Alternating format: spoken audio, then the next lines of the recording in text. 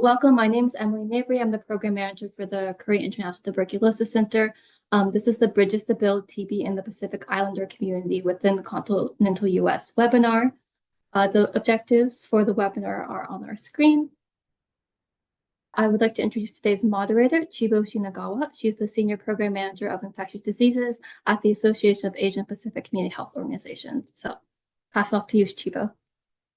Thank you, Emily. Good afternoon, everyone, and thank you so much for joining today's session of the Bridges to Build series, a TB in the Pacific Islander community within the continental U.S. series. My name is Chibo Shinagawa, and I'll be your moderator for this very important discussion and dialogue. This webinar, as Emily had mentioned, is designed for healthcare professionals, tuberculosis survivors, and anyone impacted by tuberculosis. We are honored to have such a diverse and committed group of participants here today. The Bridges to Build series was born out of a call to action to focus on cultural and structural humility, with an emphasis on meeting patients where they are at. In previous sessions, we've explored tuberculosis in African American patients, binational patients, and Asian American communities. Today, we turn our focus to the Pacific Islander community and the PI community's experience within the continental United States. We will discuss the critical issues surrounding access to care and quality of care that Pacific Islander patients receive, and share strategies that can improve tuberculosis care for Pacific Islander patients and ultimately leading to better health outcomes. Our training today will combine lecture, discussion, and a QA session to ensure a comprehensive learning experience. And I hope by the end of the session, we hope that you'll be better equipped to identify and overcome the barriers that may hinder trust and rapport between healthcare providers and the Pacific Islander patients.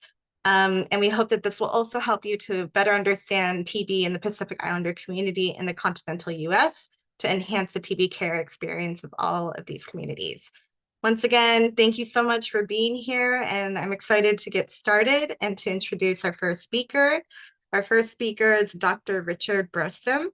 Dr. Brostem serves as a Pacific Region Tuberculosis Field Medical Officer for the CDC's Division of Tuberculosis Elimination, based in Honolulu, Hawaii. With his extensive experience in public health, Dr. Brostem has dedicated his career to improving healthcare outcomes for underserved communities, particularly within the Pacific Islander population. And Dr. Brostem will provide us with an overview of tuberculosis and its impact on the Pacific Islander community in the US. Please join me in welcoming Dr. Richard Brostem. Thank you very much. Thank you, Chibo. Good morning. Aloha from Hawaii. I'm Dick Brostrom. As mentioned, I work in the Pacific for tuberculosis and have been here in the region, lucky enough to have been here for, well, next year will be my 30th year, mostly doing TB care and public health in the region. Normally, I'm speaking about TB in the Pacific, among Pacific Islanders, and it's sort of new for me to be speaking about Pacific Islander TB in the mainland USA, but as our audience is mostly from the mainland, we're excited to bring this topic. We hear the concerns at the federal level, even of a rise in TB cases among folks that come from the Pacific Island and are working in the United States. So we think this is an important topic, and we're grateful to AAPCHO and the team, Derek, and the rest of the folks who have enabled us to put a presentation together. Many of these slides have come from Kimberly Child Connect, and Kimberly is now the epidemiologist in New York City, far from the Pacific Islands, but has a great Pacific Island experience with me. It's been wonderful to work with and put together some slides for a recent national and international meeting. So thank you again, Kimberly. Standard disclaimers. Here's our map, and of concern for us mostly is the Republic of the Marshall Islands. You see that number, a whopping 252, and Micronesia, which shows 45, and that number includes folks from Chuk who actually have a considerably higher rate within their state, because they're one of the 4 states of FSM.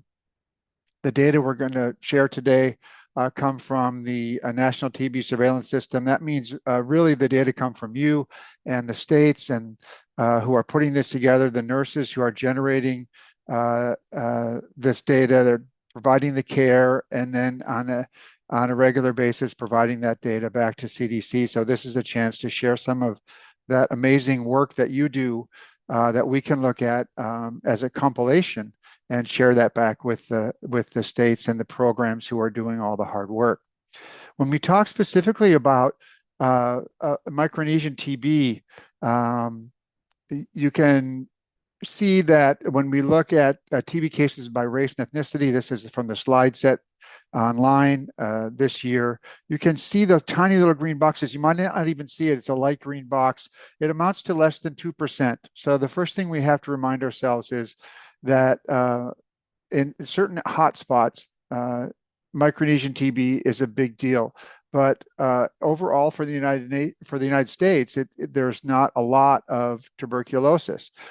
When we looked at actually the rates by ethnicity, you can see here that already in green there, the Native Hawaiian and other Pacific Islander rates are highest. And you can see in 2022, there's a sharp increase. We're pretty sure that number is going to continue to rise sharply with what's happening now in Kansas, as well as Oklahoma and other states who are experiencing sharp rises in tuberculosis cases among Micronesians. So as a group, it is the highest risk in the United States. Here you can see in 2021, there were pretty steady numbers of Micronesians, or at least this is all of the Native Hawaiian Pacific Islanders living in the United States. But then last year, you see that number went up, similar to what you just saw on the prior graph. The year prior, this is from the slide set in 2021. We show the top 10 incidence rates by country of birth in the United States. So this is all of United States data. Unfortunately, I'm cheating here. There's only 9 there. The 10th one is the Marshall Islands, and you can see that the Marshall Islands specifically represent the country of birth, which is by far, nearly doubling the next one. By far the highest individual risk rate. So not a lot of Micronesians in the United States, relatively speaking, but those that are there have a very high rate of tuberculosis. Let's take a look at what might be a little bit different about folks from the Native Hawaiian Pacific Islander category versus other folks in the United States. This is data from 2022. And I think for me, the standing point here has to do with homelessness. We see that there's a doubling of folks who are experiencing homelessness. We see this, we call it in Hawaii bed surfing. So lots of folks who are not paying rent officially by CDC's excellent description of homelessness. They certainly fit as homeless. And this is a big challenge for the Pacific Island folks and the nursing teams that are trying to find them and track them down and give them their DOT. So homelessness is a big issue. Secondly, TB among the Native Hawaiian Pacific Islander community is young. They're young folks. So you can see under age 24, there is 44% are under age 24 among the Native Hawaiian Pacific Islander category, and only 14% for others in the United States. So many more young people, especially children, being diagnosed with TB. Finally, we've long given just talks about diabetes in the Pacific Islander folks that present with tuberculosis.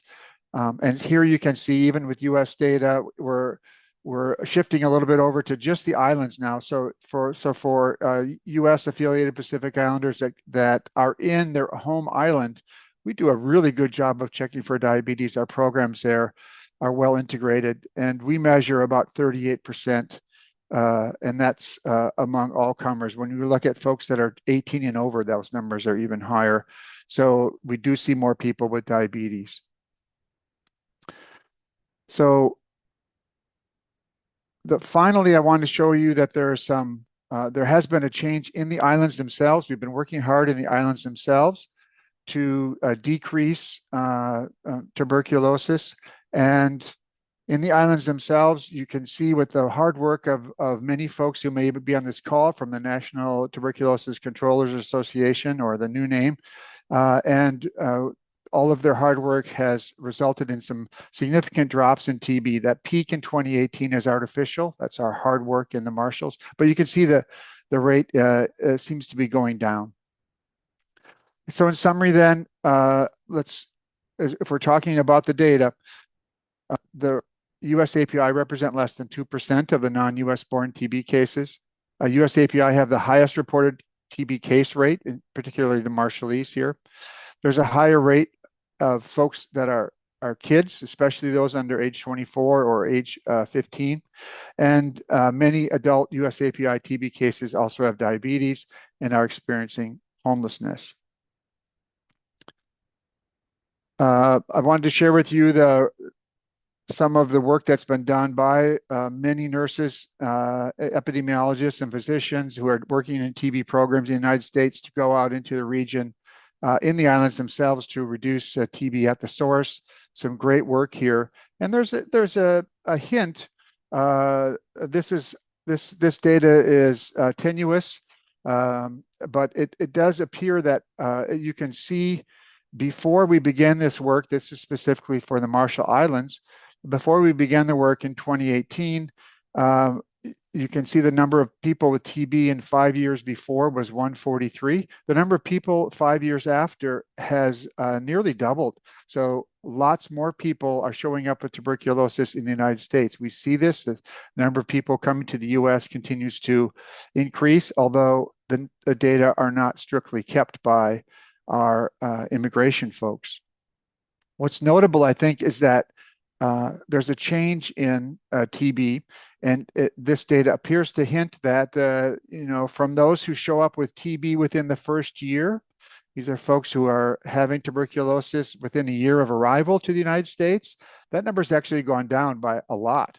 And the average number of years people are in the US before they get their TB diagnosis has also jumped from 4 years before now to 7, which may be indicating that the Marshall Islands, with all the work that's been done, may not be exporting active TB cases nearly as much as they're now exporting latent TB cases.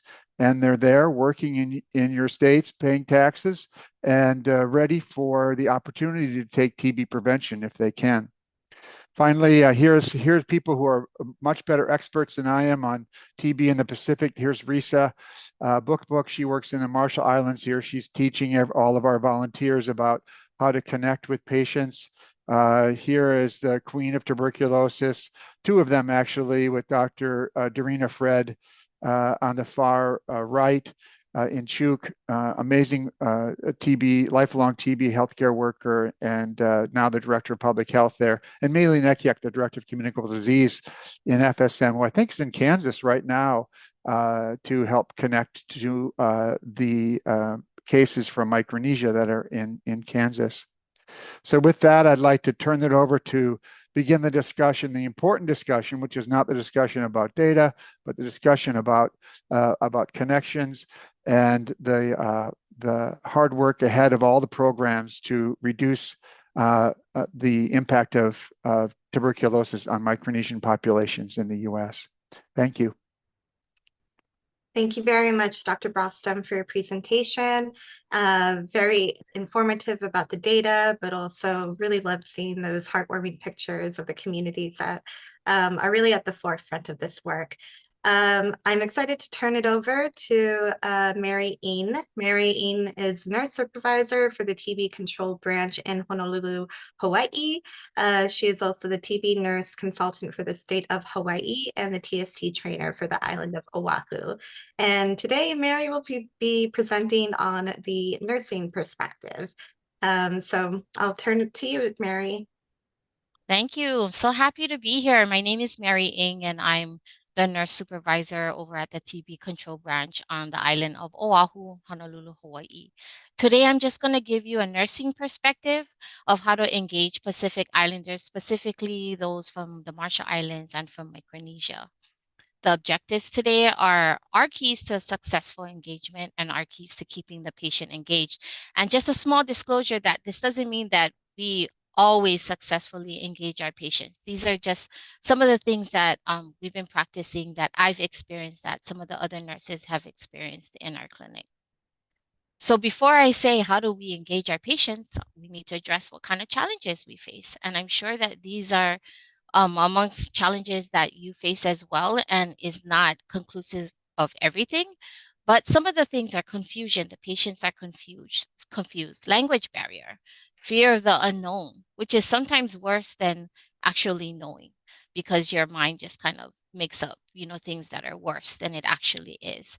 The cultural differences that we have, and the stigma of TB, which is really big.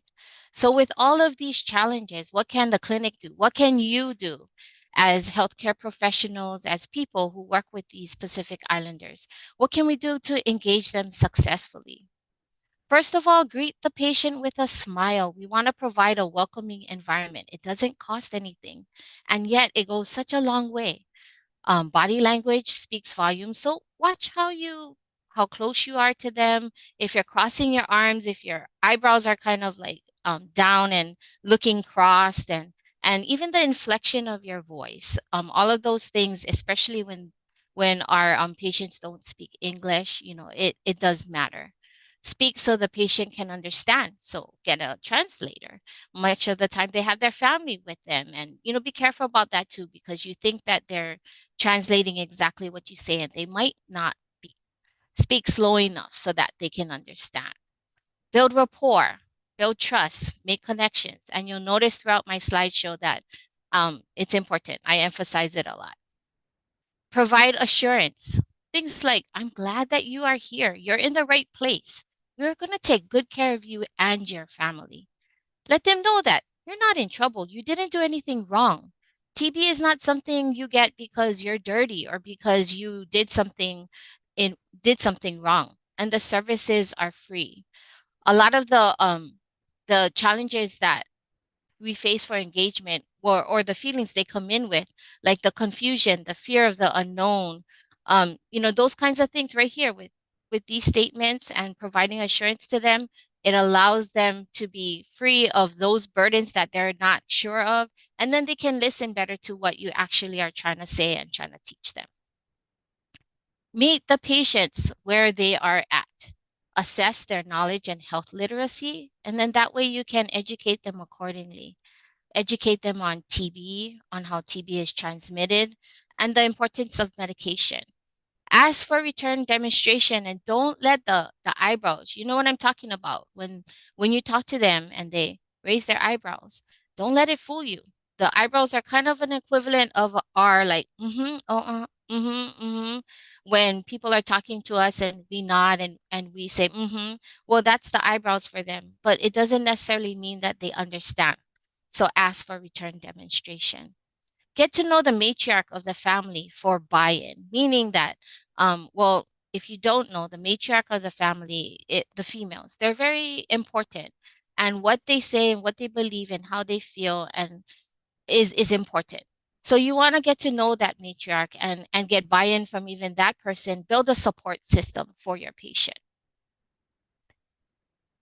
So how do we keep patients engaged? We engage them already. We got them, they start medicine, but how do we keep that engagement going? We come into situations where they aren't adherent to medication. They don't do their DOT.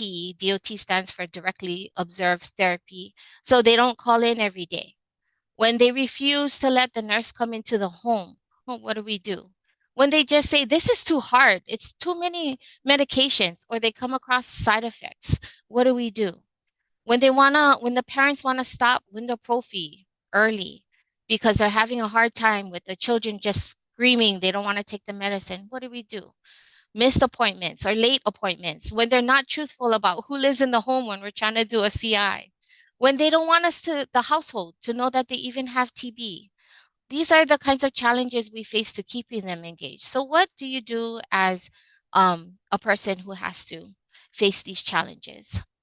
First of all, be aware of cultural differences. And this is just like to keep at the back of your mind. To go off of what I was telling you about, ask for return demonstration. Avoid asking, do you understand? Or does that make sense? And I found this very interesting because with the Marshallese and Micronesians, it might mean if they say, I don't understand, can you explain it again? It means that you didn't do a good job of explaining. And they don't want to be rude. So they're just gonna say, like, yes, I understand, or give you the eyebrows. So instead of asking that, again, ask for a return demonstration. Um, know that a sister is not always a sister. And I've heard about this and I've experienced it multiple times. This last time was a person that I actually knew came in and said, oh, what are you doing here? And, oh, that's my sister. And I asked, oh, so you have same mother, father? And they both looked at me like, what? What are you talking about? And I said, oh, no, not same mother, father. And then I said, explain to me then, how are you related? And they said, oh, so her mother is my father's sister. So that makes us sisters. And I said, oh, and they said, yeah, I know we're cousins, but we're sisters. So if it's important to you to know the exact relationship, you might need to ask more questions. And also know that their numbers are kind of just a broad estimation. So that's why they're late to appointments or they don't even show up. It's not like that back home. They don't have appointments. So when they come here and if they need to come in at 11 o'clock because maybe the doctor has other patients before or after, or in our case, our x-ray closes at 12, I make sure that they understand why they need to be on time. And that might help you. They're also not good historians of how many pills or how long they've been taking TB medication or any other medication. So just know that sometimes they're 2 days or two months, or it may be like actually longer than that. What do we do in order to keep them engaged? Well, we need to be flexible and we need to be resourceful. So if they don't want you to come to their house, meet them at the park or an area nearby. Wear plain clothes instead of medical clothes, and drive an unmarked vehicle if you are able to. Sometimes you're not, but if you can. When they do show up for their appointments, or when they do anything that warrants your praise, give it to them. Thank you for coming in. I hear our doctors say this many times to our patients. I'm so proud of you. For whatever reason, sometimes they just push through a side effect or they just show up and he tells them, I am so proud of you. And I see the pride, I see the pleasantness that it brings out in the patient. And if the parents are having a hard time giving their child medication, Windoprophy or their regular medication, think of creative ways to easily administer the medication to the child and set that parent and child up for success. In our clinic, we like to use simple syrup, and then we also mix with it drops of like Kool-Aid flavored drops, which are sugar-free. If you look at your camera, at my picture, I'm going to show you. This is the Jelly Belly one. This one is green apple. But we put this in our mix with the simple syrup, and that helps the child to kind of, it's more palatable for them. I've also heard of Hershey's chocolate syrup being mixed with crushed meds, and then it tastes like a chocolate candy. I've also heard about Oreo cookie, where you scrape out the middle and then you mix it with the crushed medication, put it back in the cookie for the older kids, and then the cookie like crunch kind of masks the crushed medicine, like the texture of the crushed medicine, and then the sweetness of that middle filling also masks the taste of the medication. So I'm sure we could go on and on about that. We have flexibility, but yet we have to offer more flexibility. We educate them if it seems that they're not quite understanding. Don't assume that they're not adherent to their medication because they just don't want to be. Sometimes you just got to reinforce and remind them why they need to take their medicine. Call them to remind and reschedule if appointments are a problem, and reschedule again and again if you have to. Use Facebook, but not your personal account, to contact patients. And I've learned this recently. that, and we have nurses that actually, use Facebook and make like a whole different account, because even though they might not have a phone, which a lot of them have a problem getting when they come here, they have no credit and lack of funds, lack of money. But yet, when they can borrow someone else's device, be it a phone or a tablet, they can log on to their Facebook and look at their messages. And even the elderly patients, 99 years old, they may not know how to use a computer or how to turn on, cable, but they know how to use Facebook. So, be creative and flexible and see if that might help you get in touch with your patients and keep them engaged. Provide incentives and transportation services if your program has resources for that. And here we go back again to continuing to build rapport as part of the keeping them engaged. Trust is earned and it takes time. It's not a one-time thing. So it needs to be done throughout your relationship with your patient. This is interesting. Take a genuine interest in your patient. Ask them things about them. Get them talking, and that'll trigger engagement. Ask them things like, what do you like to cook? And you'd be surprised. Like, I've done this before, more than once. What do you like to cook? And they're like, oh, my husband and I make this incredible bread. Everybody buys it. We make it a lot. And oh, I'm a really good baker. I like to make this cake, this special cake, and we eat it all the time. And yet this family has uncontrolled diabetes. And you're like, bread? In my head, I'm like, bread, cake. Okay, maybe that's why it's not very well controlled. So even though it might seem like a question that's like in left field and you're doing it for nothing, no, it has very much of a good purpose. Ask them, what do you miss most about being away from like back home in Micronesia? And that could give you possible contact investigation or CI information. It could give you information of how they got TB in the first place. Another thing that I do is I ask them when we do DOT or, the directly observed therapy, I ask them, can you teach me a word in your language every day when you call? That makes them feel like special, have some kind of power and importance, to their culture and their language, because I'm asking about it. And lastly, in this slide, have integrity. Don't make promises that you can't keep. So if a patient is saying, if asking, how long am I going to take this TB medicine? And you say 6 months, then 6 months come, and you say, okay, 9 months. And then 9 months come, and then it's like, okay, 12 months. Well, tell them from the beginning, it could take at least 6 months. Some people go 9, some 12. We're hoping for 6, but at least 6 months. Okay, again, build more trust and rapport. Since we do synchronous, that means we do live, directly observed therapy or DOT. We assess for side effects, but we also use it as an opportunity for building more rapport, maintaining that communication, building that trust. We provide positive reinforcement. Things like, I can tell that you care about your children, or good job remembering to take your medicine on the holiday or on the weekend. We respond well to positive reinforcement. So, do it for your patients too. And my last slide is think outside of only TB.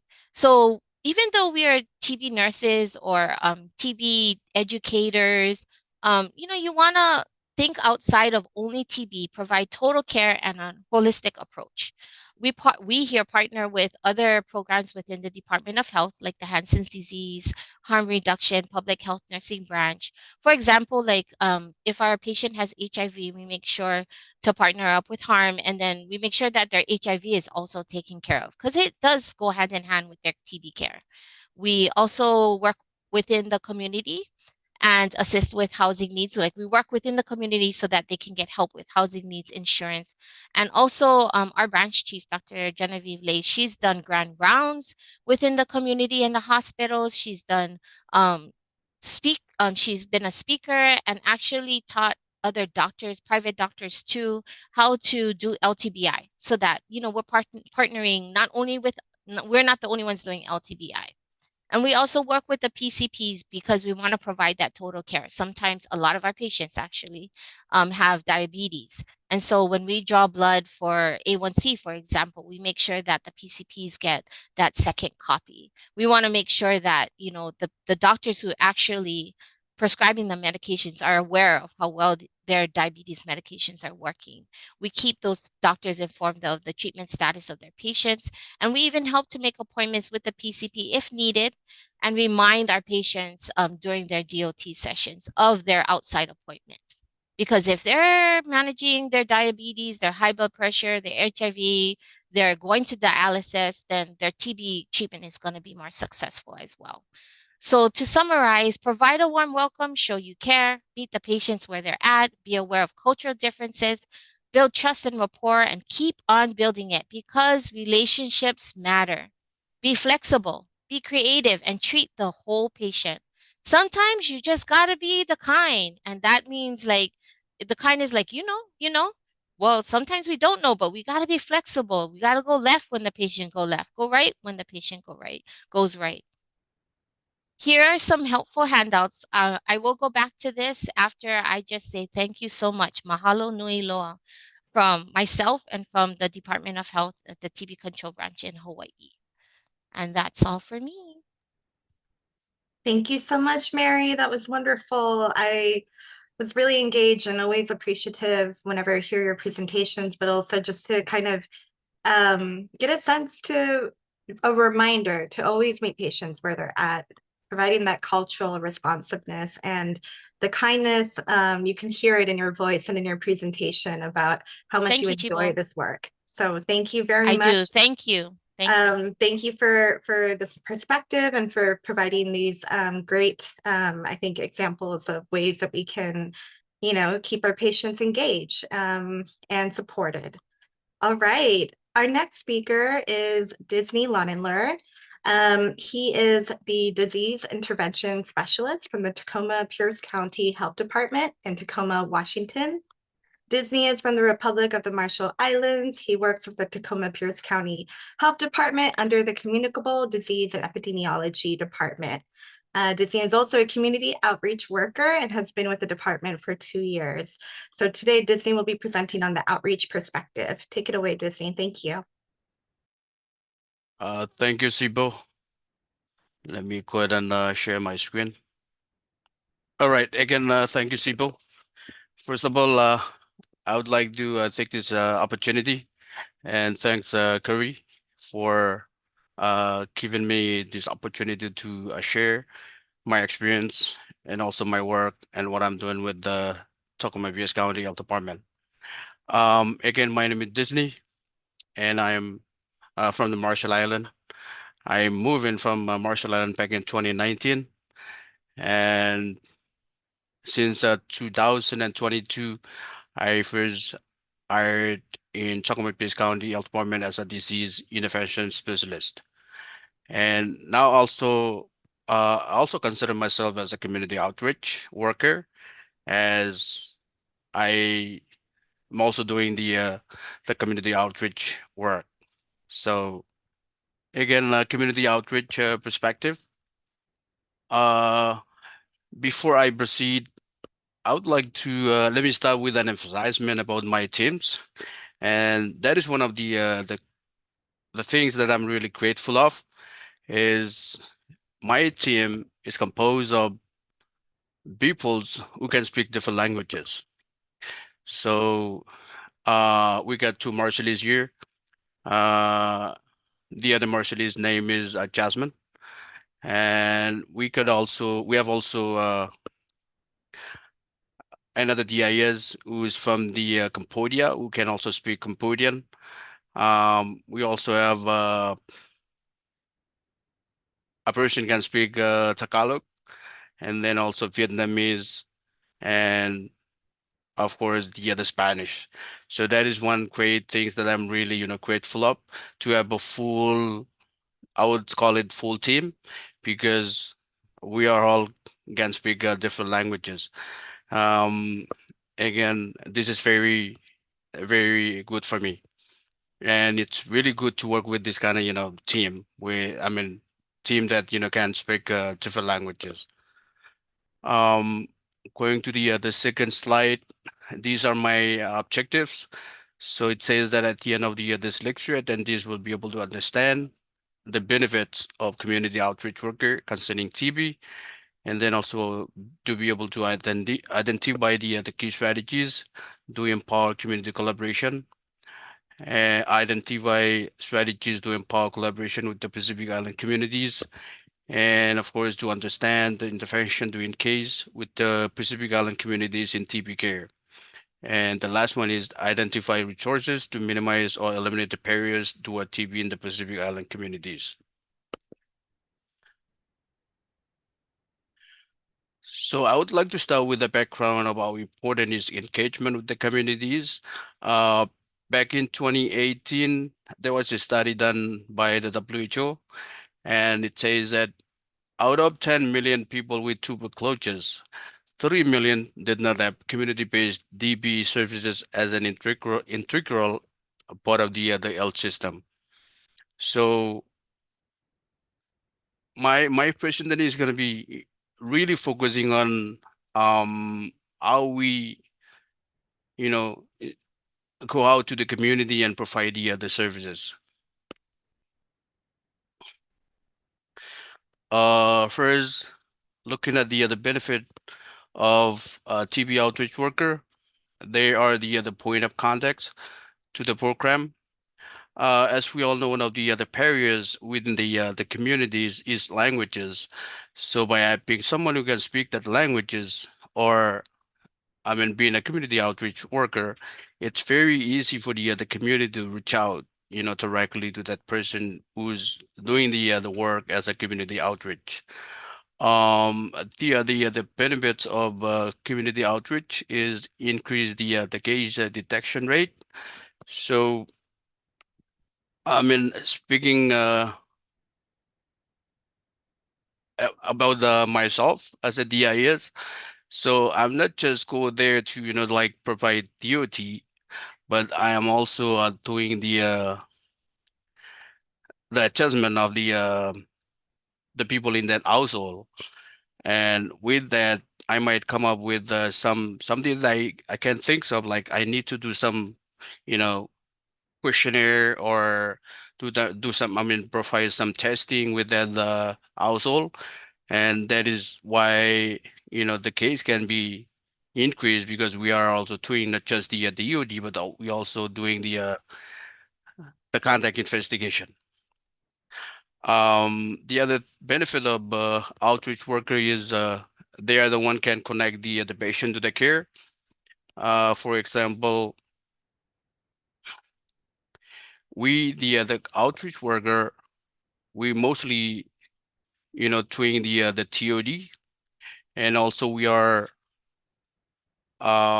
making sure that the patient is going to, when they have appointment, we also provide transportation to them. So that is why it's very easy for the patient to reach out. I mean, to be able to make it to the appointment is because of the outreach worker, and also the treatment support, and also to ensuring treatment success and prevention. Key strategies to empower community collaboration. Uh, Understanding the other community is very important, because that is the only way that you can, have a good engagement with that community, is by knowing their culture, and then, knowing how to approach the community, and of course to know I mean, to understand a little bit of their culture. The other thing is to be able to identify the issues and be the first to add your personal experience. So speaking on my experience, um, so having some example to that patient, while you are there with that person, sharing your experience with them is make it more easy for them to really, like building your trust with the patient.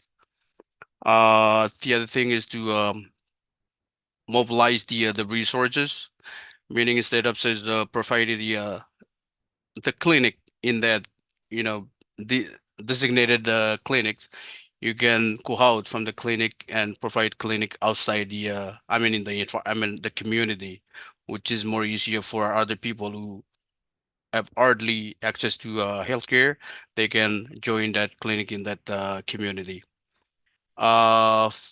Facilitate the participation is another key strategies to empower community collaboration, and also the support to support the advocacy.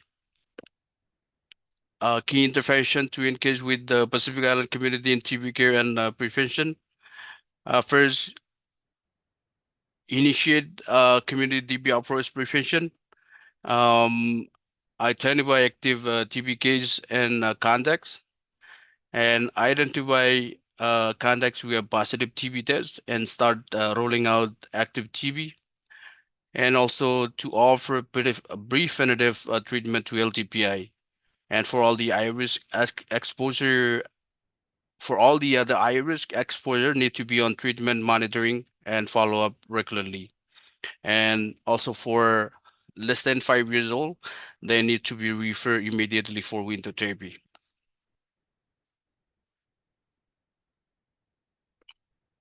The other resources that are important to enhance TB partnership with the Pacific Island communities is to be, I mean, it's good to have some information regarding insurance. As we all know, one of the barriers with the Pacific Island communities is they don't really understand or to know about the insurance. Um, the next one is a community representative. So as I said, as I mentioned earlier, that having someone from that community in that health department is it's really easy for the community to be more open or more engaged with that department because they know that someone from the community can represent them. So that is why it's important to have at least one person from that community represent. I mean, in the health department. The other resources that it's really important in order to work with the PIC is the authorization for parental adults consent for care and treatment of a minor.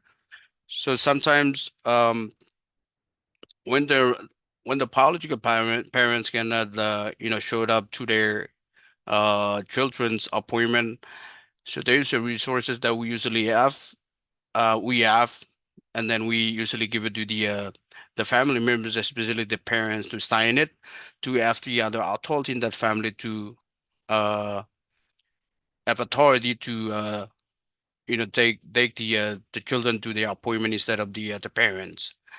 Um, the other one is incentivize.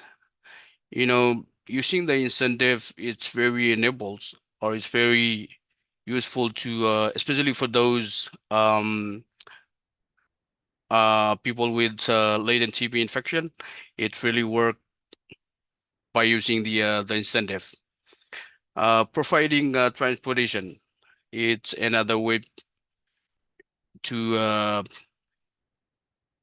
have a good partnership with the Pacific Island community, and of course be there as a translator. So that is one of the key factors that really enables the Pacific Island communities to uh, work with the TB program.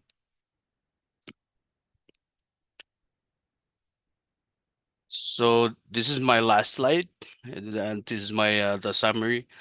So community engagement is the key factor that can help reduce or eliminate the TB among the Pacific Islands communities, and also to learn the communities and their culture and provide education and mobilizing the service outside the clinic to the community. Yeah, that's all I have for today. Thank you so much, Disney. Thank you for your great presentation on just, I think, a reiteration of how much community engagement is useful, but also important and critical in this work. And it's interesting to get your perspective as a disease intervention specialist and also community outreach worker. And again, I hear the points of how important it is to build trust with our patients. So thank you again for that. All right, our next speaker is Josie Howard. Josie Howard is the Chief Executive Officer at Are Oceania in Honolulu, Hawaii. With ancestral and a childhood rooted in Onun, a small island in Chuuk State, geographically located between Chuuk Lagoon and Yap Outer Island, Josie Howard possesses a deep cultural understanding of the people of Micronesia that is woven into her today, paving a path for the thriving Micronesian community in Hawaii. Are Oceania serves the Pacific communities. It's aimed at centralizing the support system for all Pacific Islander communities, families, and individuals in Hawaii and beyond. All right, Josie, welcome. Thank you so much, Chipo. And hi, everyone. Let me go ahead and share my slide. I feel like I really don't have anything to say anymore because everyone who had gone before me had done a really great job in talking about TB, talking about best practices. And so I think I'm just going to uh, uh, what I'm prepared to share with you. It's a little bit a close-up look on the culture or cultures of Micronesia, but I will especially through my own lens and through my own culture. When we talk about culture, it is respectful because I am a Chuukese woman and I'm also from the outer island of Chuuk, that I do respect other cultures and that I don't speak for them. So I hope that one of the best practice we do here at WOW is to listen to this individual and understand their story and understand where they come from. So with that said, I also want to disclose that I am no TB expert. In fact, Are Oceania does not have a formal TB program. So my experience that I will share with you today, it's the work we do with the individuals from the place that I come from, and also the one-on-one services that we have with people with TB. So I love starting with the slides, Ranandin, Tiro Fairo, because it is so important, like Mary said, through the culture, we can see the people better. And the culture of the Pacific Islands, and the culture of Micronesia, the culture of Chuuk is community. And there is in Chuuk, we have this system called Fairo. And I think it is within that system that that's how we interact with people, or our social system is produced from. And that is a system of respect. So I also want to say that Micronesia, it's very diverse culturally, and that's why I cannot speak for other cultures, like the Yapese culture, the Marshallese culture, Palawan culture, Pohnpeian culture, but I can speak for the Chuukese, especially specifically from my lens as an outer islander.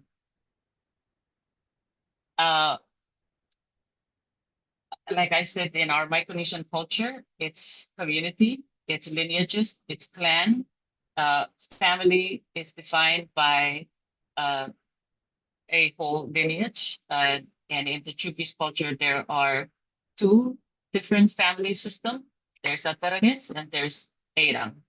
Eirang is clan. And I think that's what Mary was talking about.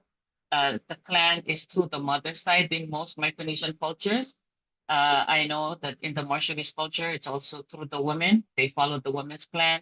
Pohnpeian culture is the women's clan. And in my Chuukese culture is through the mother's clan.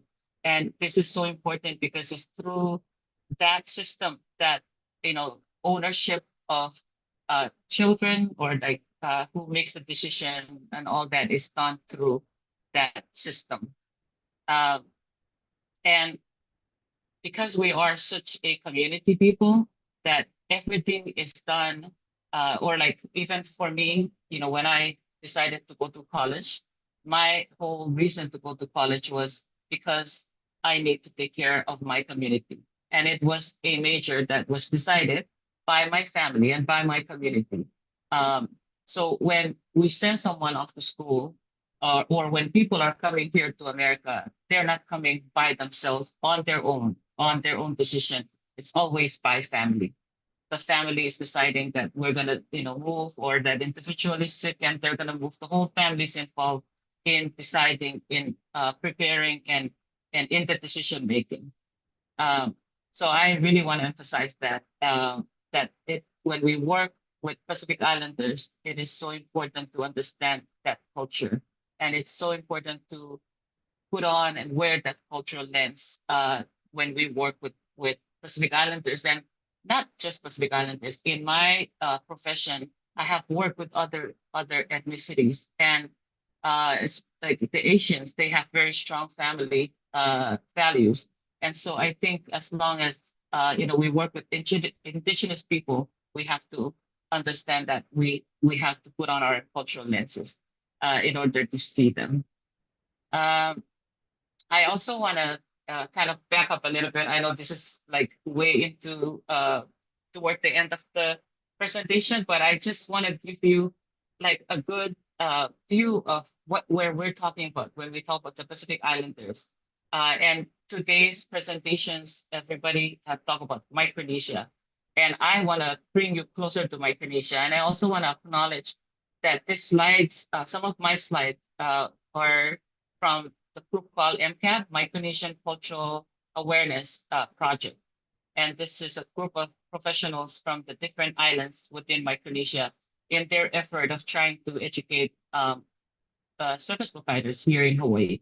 So just a really quick lessons for those who are with us today and do not have an idea of what Micronesia, where Micronesia is. This is it. This is your Micronesia 101. And Kiribati, when I grew up, I didn't know Kiribati was part of Micronesia. It is part of Micronesia. Nauru is part of Micronesia. Of course, Republic of the Marshall Islands, the Federated States of Micronesia, Republic of Palau, Guam. Yes, Guam is part of Micronesia, and the Commonwealth of the Northern Marianas, which is also Saipan. Today, you will hear the term POFA a lot. Like there's the recent act, the SIVA Act that just passed, and that's pertaining to people from POFA or from the Compact of Free Association Nations. And that's those nations like the Republic of Palau, the Federated States of Micronesia, and Republic of the Marshall Islands. So for Micronesian like me, and I think this is really, really important because I listen to the speakers and they refer to Marshall Islands and they refer to Micronesia. So when you work with us, you need to understand that from our lens, when we hear the word Micronesia, we think we're all Micronesians because we see the region. We don't see the new identity or the new category. Politically, I think now the Federated States of Micronesia kind of pick up that name, Micronesia. So that's something that I have to learn. I think a lot of my colleagues are also learning. And then our children who are growing up, especially the ones born and raised here, have a totally different meaning of Micronesia and a different identity with that.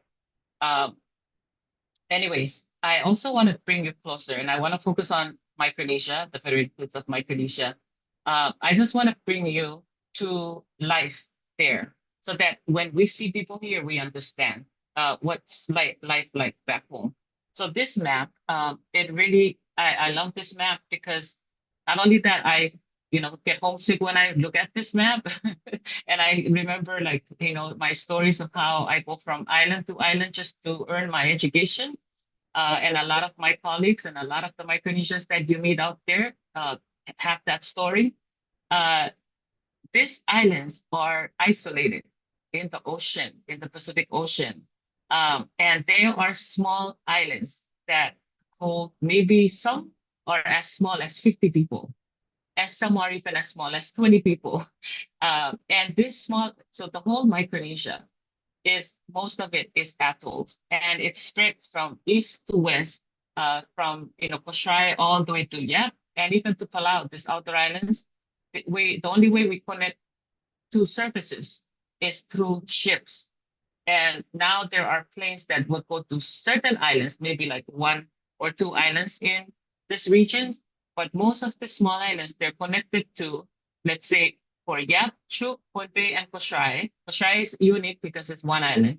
And so services is easy to access there. You just go around the island to access the hospital. Whereas if you're from Pohnpei, Chuk, and Yap, you will have to take a ship to go to the main island to get services, to get medical treatment. There are no hospitals on any of these islands except for Chuk, Wera. Pohnpei is Pohnpei itself, that main island of Pohnpei, and the hospital is in Colonia, or it's in Mech.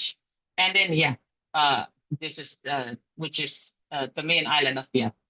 Unity, Prasaila, all of these islands are part of Yap, but the only way you can access surface or get on the plane to come to Hawaii or come to the United States, it's by going on a ship to the main island, and then you can access surface. So I want to stop here. I hope you guys get a really good picture of this. And for me, let me just like put a personal touch to this. When I was going to school, to high school, and even to further my education, also I want to say that there's no colleges, 4 years college. So in order for us to get educated, we have to go out of the Micronesia to get a 4 years college or masters or even become doctors. There's a lack of doctors in these areas. There's a lack of public health nurses. So when we come to America, it's abundant in services, it's abundant in resources. But I think the challenge when we come here is connecting to those resources and coming from a lifestyle that it's so different to a very developed lifestyle here, different environment. A lot of our people, like Mary did a really good job in explaining, like kind of going through those best practices. Because a lot of our people, when they come, we get confused. When I first came to Hawaii, I thought Hawaii was Waikiki. I soon learned my very first day that no, it's different, and there's different, and so to access services, it really is a big challenge for us. And this is why Are Oceania was founded. It was our effort, or the community defined, or the community identified that one of our biggest barrier was to not having the way to access services, and that we needed a one-stop center where like we can centralize services. And like when I was given the task to build We Are Oceania, my vision of it is like a canoe house on our islands, and that's a canoe house is where all the visitors come to before so that they can get oriented and they can learn, get connected with the families or the people that will take care of them to help them navigate success in their new home. And that's the whole idea of WOW. And I also want to say that my brother Disney, when he talk about the importance of representation, that is so true. So here at WOW, we make sure we hire representations from the different communities, because to engage with the people and to have trust with the people, we need to have someone who understands the culture, someone who can be the ambassador to help us come in to help them access the services. So even though I'm Micronesian, and I cannot just go into the Marshallese community and say, oh, by the way, I'm the CEO of We Are Oceania, and you need to take the vaccine. No, during COVID, we totally had to look into our, indigenous approaches, like what were the traditional pipelines of communication and hierarchies, like how are we going to reach our community? And we had to, turn to that resource in order for us to be able to engage and help our community access. When we talk about TP, when we work with those individuals, TP, for some reason, like how Mary said, has stigma. Like people are ashamed to talk about that. And, when I said we are a community people, we come together and share. We build things together. We we do those kind of things. But when it's on a personal level, it belongs in the family. And it's like you have to really be careful how you address that because you don't want to shame that person.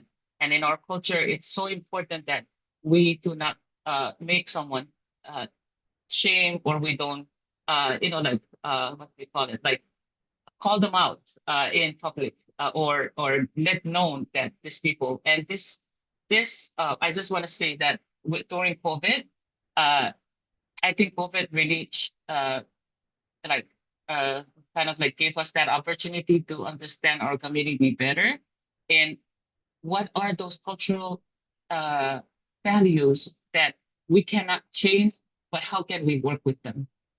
Like when we were required to do social distancing, but yet in our culture we value to be there when someone passed away. So I think COVID really taught us and forced us to learn and to be open, like Mary said, to become flexible and to think outside of the box and become more innovative on how we work with people to help them. Because a lot of us, it's not that we don't want to listen. Our cultural values are so ingrained in us that it's difficult for us to uh, abide, or like to change it. So how do we help? How do you help us?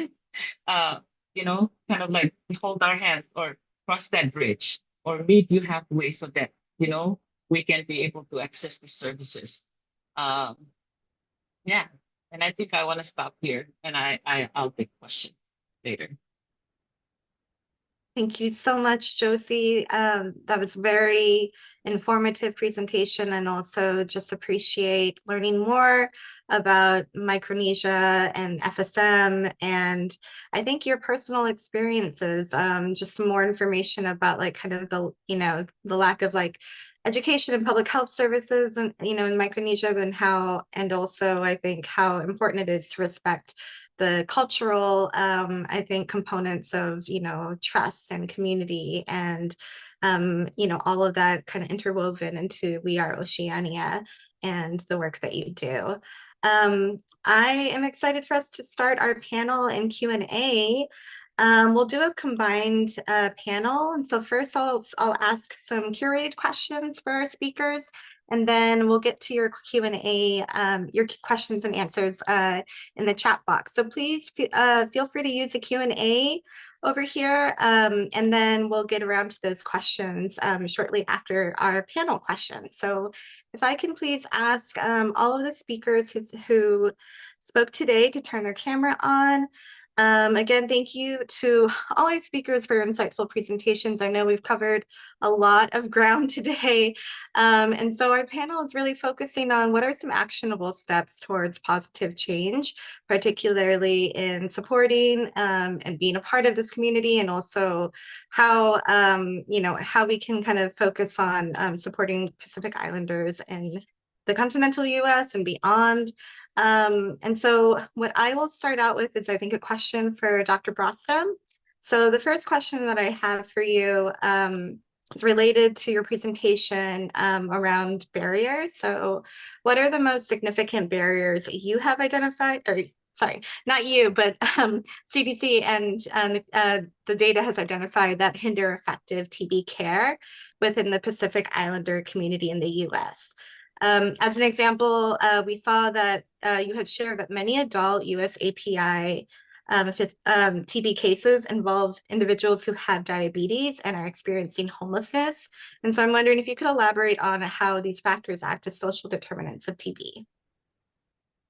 Thanks for the question, Chibo. And I think to answer the question regarding linkage or regarding the barriers, to me, I think Disney spoke so clearly about what I think is the biggest barrier for TB care in the US, and that is the difficulty in linking folks into healthcare services in our huge, very complex, very expensive healthcare system we have in the US. In the islands, it's frankly a bit easier to treat TB.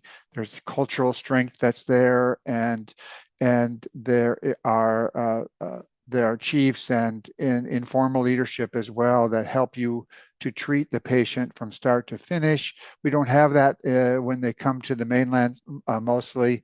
And then the healthcare system is so difficult to engage. So I think a key component for a successful TB treatment is also one for diabetes treatment, and that is to link people into a healthcare system that will make clinic appointments for them, that they'll be able to get their metformin as well as their treatment. So that's all a new lesson for folks who come. They're not there for anything other than for work. Many of them are there for work, and so there's not a lesson in how to engage into this complex healthcare system we have. It's a big challenge for people. So I think that's probably for me the biggest linkage issue for successful TB care. Thank you, Dr. Brostom. And I'll bring it to Disney if you wanted to elaborate a little bit more on that. Especially I think how you shared about some of the key components around providing information about the insurance. I know that's really can be really confusing, and so just uplifting what Dr. Brostom had shared and what you had shared. Could you share some key strategies as a disease intervention specialist and outreach worker, but particularly around navigating insurance, and navigating some of the complexity around that?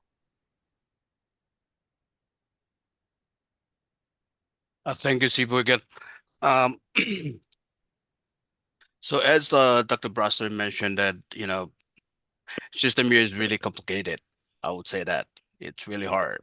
People are still, doesn't really understand about, how do they use their insurance, where do they go, how they can get their PCP, where they can find the PCP, those kind of just, like information that, a lot of people here, and I'm experiencing here in Washington. So that is why I'm gonna like put myself into a multitask. So you see my experience as a nurse back in my country for 14 years, I can do blood draw as well. So what I do is, once I knew that there is a reportable, I mean, there's a new case there. So focusing on the family approach, um, I'll do all the like inform, make sure that the family aware what's going on with the family, I mean the household. And then next thing, and I will do all the like testing, you know. So, and then the other thing is I look at is make sure that the family is really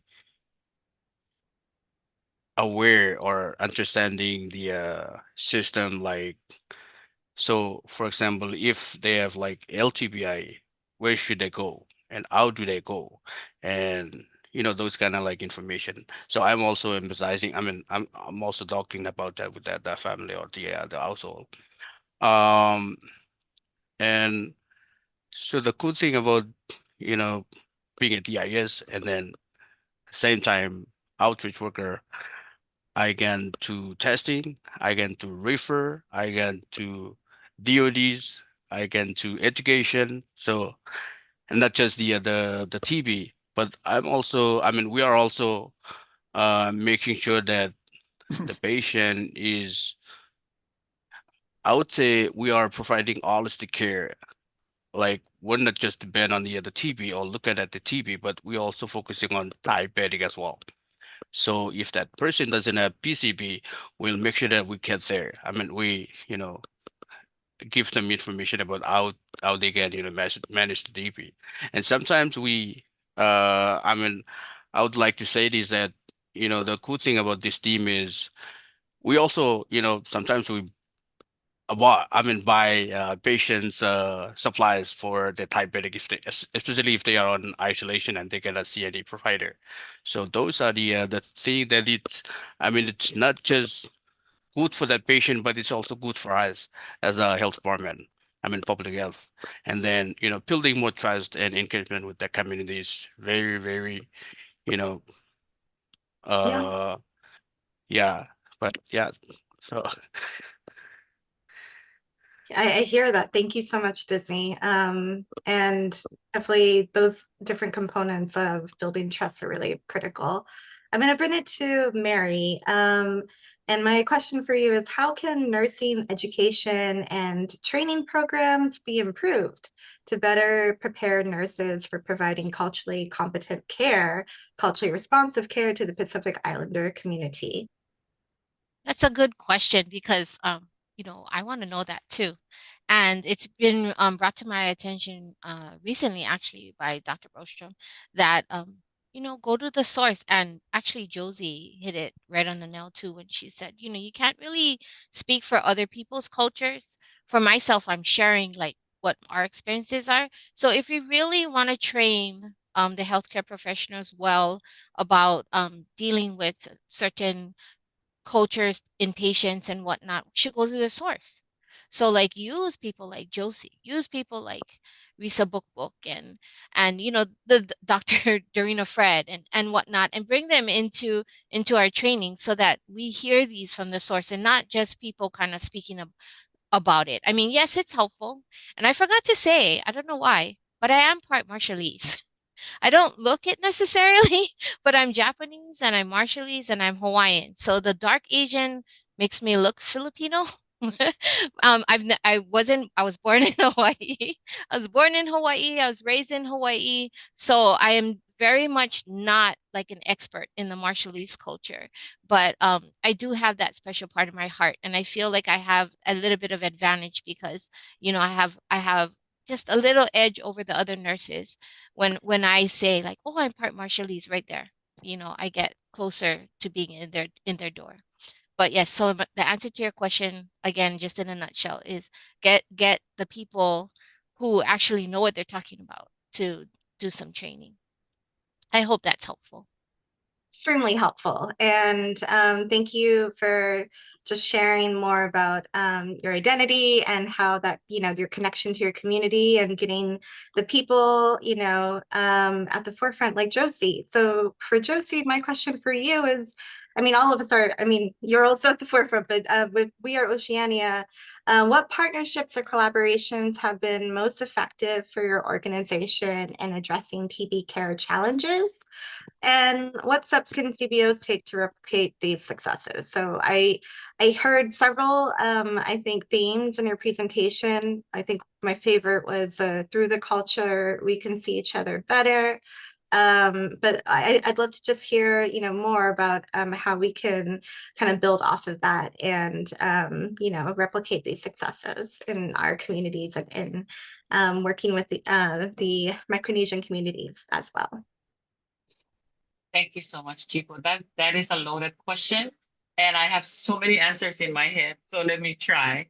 I think for WOW, like having a community-based organization built by Micronesians who have very little experience and knowledge on how to run a nonprofit, partnership became so critical in our success in sustaining We Are Oceania. Not only that, but also in providing this resource in connecting people to resources. We started out with just myself, and we started out in a very closet, size space. But what I'm trying to say is our advocacy, it's not just on an individual level, it's not just in Hawaii, but it's really important for us to see the bigger picture, see the elephant, not just one piece of the elephant, but see the whole elephant in order to understand those level of advocacy that we need to do in order for that one person, that one client to receive all the services, like Mary said, holistic approach. So we work on our partners are, on a county level, state level, federal level, national level, and also within the Micronesian community, our partners are with the churches, with the organizations, with the lineages, with the and then out, and then all the way out to the United States. And we partner with CAN, which is a national organization of CAN stands for COVA Alliances of Network. We partner with AAPCHO, which is I think it's the Alliances of Marshallese Coalition in Arkansas. We have to, in order for us to be able to help our people, and advocating for uh, things like, for example, when we talk about health insurance, we have to understand that we, the COVA migrants, had struggled with that. When the PROA Act happened in 1996, Medicaid was taken away from us. Therefore, a lot of us did not have access. And some of the states in the mainland have not even implemented that. And so that was reinstated in 2020, but not everybody has activated that. And I am so proud to talk about Hawaii, my home away from home, because they had started a program, and it's an outreach program through their MedQuest department or MedQuest, program, and they hire community-based organizations, or they contract with community-based organizations to do the outreach in the community. So that was one of our first program at We Are Oceania, and we continue to do that. And you know what? It's through that program that allows us to work with TB individuals. They come to us on an individual basis, and we get to help them in every way, even in understanding their letters, even in paying for their bills, understanding how to choose a doctor, calling the doctor, making appointment for them, and referring them to the right resources. And that is so critical. It is so important to have that connector, that Disney was talking about, like those resources, the hub that can, the bridge for our people to be able to connect to the resources, and resources to connect the people, meaning service providers to connect with our people. And so, yeah, I hope I answered the question. You definitely did. And I think that was really helpful to kind of also touch on the insurance and COFA, and a little bit more of explaining some of that more and further. I'm now going to open it up to our participants. We have quite a lot of questions in our Q&A here, but I think I will defer to my colleague Emily, who I think said that we had like someone's hand raised, or a few hands raised. So we'll answer the live questions first, and then if we have time, we'll get into the Q&A questions. And if we're not able to address the ones that are in the Q&A, we can probably save these questions and have our speakers respond to them later. And then Emily and the Curry Center team will be able to share that information afterwards with recording. All right, Emily. Yeah, so we have a raised hand. Her question is, and Dr. B, do you think the new CDC guidelines for releasing a patient from quarantine in 5 days versus 2 weeks of meds, 3 neg smears, and verbal improvement will affect the spread of TB in the smaller close quarters areas and communities? Well, this certainly is a question that is coming up quite often among all the states and jurisdictions. It's not a reminder, it's not yet a CDC guideline, but it is the new guidelines from the NTCA and from ATS, and CDC has commented approvingly about them. So the question, however, is about, do we think that there'll be more spread in the homes in the small communities where folks who have tuberculosis may be living in the mainland, where there may be overcrowded apartments or close quarters at work? I think the answer is pretty resoundingly no. I think the evidence for spreading TB after 5 days or a week, 5 days plus a weekend, or however it is, with effective TB meds for a patient who is improving, I think that and some people will say the cat's already out of the bag. They've been living there for weeks and weeks prior to having been diagnosed with TB. So, but the evidence for further spread is really nil.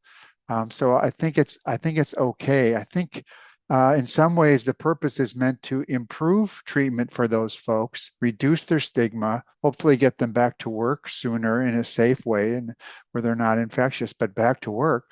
So, I think overall the effect is to reduce stigma and to improve their ability to go back to work in a reasonable time where they're not actually going to be infectious. So we've been using a fairly liberal return to work policies in Hawaii for 4 or 5 years now, Mary. We've been sharing our policies across the Pacific jurisdictions. Even we had another recent inquiry from Saipan that we shared our Hawaii policies, which are a bit ahead of these, but now very consistent with these. And we're going to spend a few hours at our regional TB meeting with all of the islands. So this is a topic that for us in the deep waters of the Pacific, we're very interested in and having this be implemented as well. Thanks. Thank you, Dr. Brostom. We have a question here. In addition to the stigma, how do you address it? And this can be for any of the speakers, so that you can get to a place where you can address TB. So especially treatment for LTBI. I think we've seen in so many different ways in today's presentations, ways that we could address and stigma. But if anyone would like to touch on that a little further, the floor is yours. I think an important piece of that is to work with the family representative. Like it will move faster, and that family representative will know how to handle it. And when I say family representative, there may be two: one that can speak English and can connect the service provider to the family leader, like the elder, the spokesperson for the family, the one that everybody listen to, and they will know how to put it out and how to talk to the family about it in a respectful way, in a way that it doesn't cause harm of shame. Thank you, Josie. There's so many great questions here. And again, we won't be able to get around to all of them. I think I do want to get into one more question around, let's see, are there any major religious considerations to consider when interacting with clients from Micronesia and Marshall Islands, and how may that inform TB treatment compliance? Question is about, are there religious considerations to consider when interacting with clients? I think in general, it's unsafe to presume anyone's religious thinking, but we do see that the Micronesian people take their religion very seriously. It's often Protestant, although there's many Catholics as well, but they're churchgoers, and it's certainly an opportunity for them to gather with other members from Micronesia. The Micronesian churches in the U.S. are very strong. It's a powerful way for public health to be able to share a message. I know in Kansas now they're gathering up the folks in various churches to even do screening after services, after, of course, getting permission from the pastor, etc. So I think that in terms of engagement for the community, it's an exceptionally important avenue. But one, as usual, you need to be very careful and culturally sensitive and quite patient to develop the trust to work with the churches. Josie, please go ahead. And I just want to add to what we said, Doctor, that it's so important that I think it can also help the situation successful when we ask the patient what is their preference to start services or to start a meeting, or it's best to work with them and ask them. I know in my experience, I think there's one religion that does not allow blood transfusion, but other than that, most of the religion are open. But what I found very useful is that before a procedure or before even a meeting, we in our culture always start with God. So we start with a prayer, and that seems to be helpful in the patient and their family to be open to understanding what's the conversation, the procedure is going to be. So yeah, thank you. Thanks, Joe. Disney, I see you're off mute. Or Yes, I was gonna share our um community engagement effort. So when I first worked with this health department, uh there was some challenges against the health department on how to approach the community. So I would like to highlight that we have done screening for 3 churches here in Pierce County, and we got a lot of uh good outcomes where we were able to work out with all the LTPIs and put them on all in care and then continue monitoring and then evaluate them. And then, yeah, it was really work. You know, churches are, I would consider as uh priority. I mean, when it comes to approach the community, churches is the best. I've experienced it and it's really worked really good. I mean, they're really, open to the our question and yeah. Um, thank you, Disney. That's very helpful as well. And I think just kind of helps frame the lens of, how to be culturally responsive to our community, or to the Marshallese communities, and also Micronesian communities. And I think I want to just, ask one final question. And I apologize that we're not able to get to all of the questions today.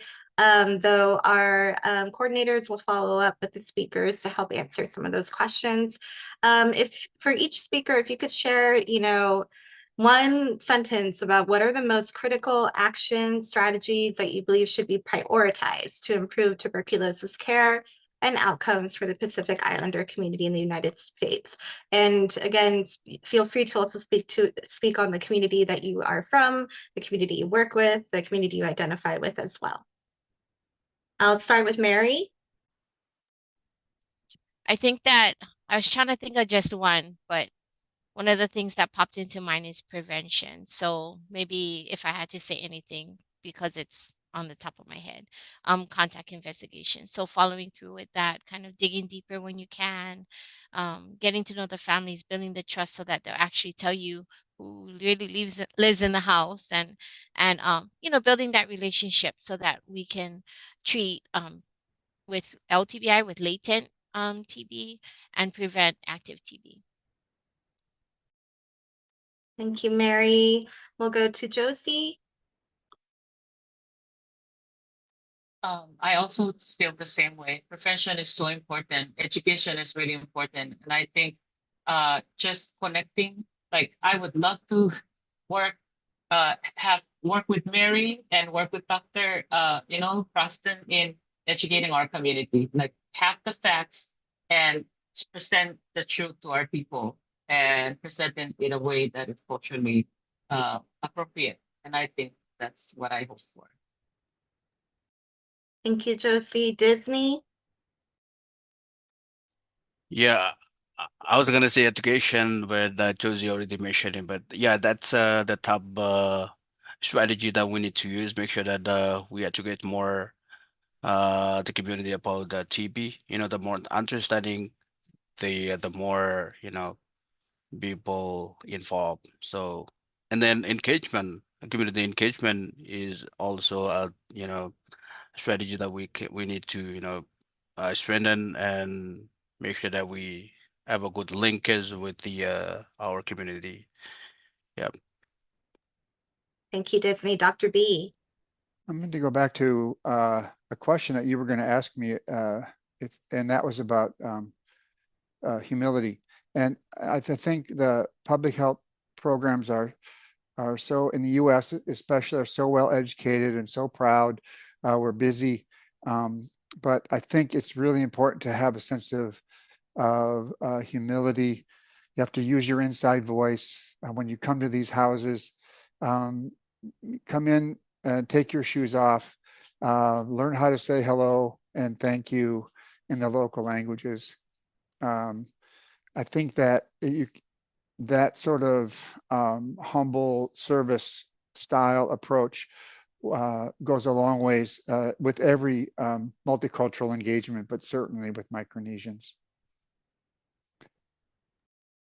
Thank you, Dr. B. Thank you to all of the speakers.